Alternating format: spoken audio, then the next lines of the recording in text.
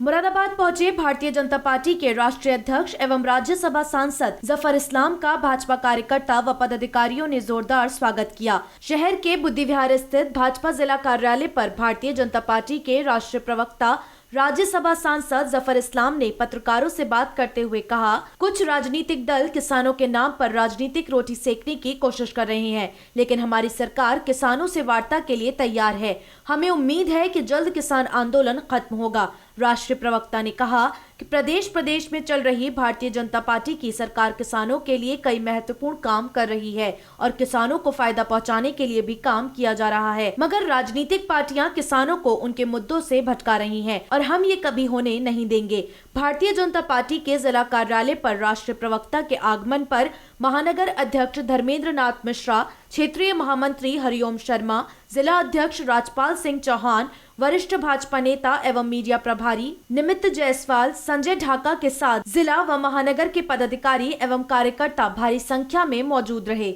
इस पूरे मुद्दे में किसान संगठनों ने कहा है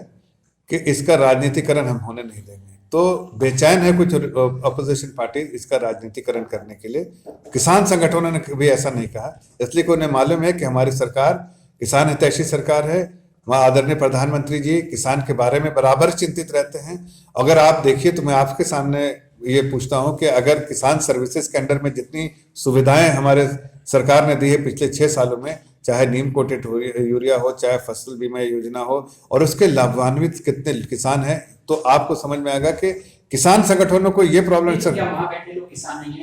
नहीं मैं आपको अरे सुन तो मैं ये कह रहा हूँ कि किसान हैं, लेकिन किसान ये भी जानते हैं, अगर आप किसान भाई बहनों से बात करेंगे, आप पॉलिटिकल पार्टियों के रिप्रेजेंटेटिव, उनको तो ये राजनीतिकरण करने की कोशिश करें, लेकिन उनसे उन्होंने कहा है कि मुझे उम्मीद इसी सरकार से है, मुझे और किसी पार्टियों से, इसलिए वो नहीं चाहते हैं कि किसी तरह से राजनीतिक पार्टी को प्लेटफॉर्म दे रहे हैं, इसलिए बयानबाजी कर रहे हैं। चाहे मुलायम सिंह यादव हो, चाहे राहुल गांधी हो, ये बयानबाजी इसलिए मजबूरन करना पड़ रहा है कि इसलिए कि उनको वहां प्लेटफॉर्म नहीं दे रहे हैं।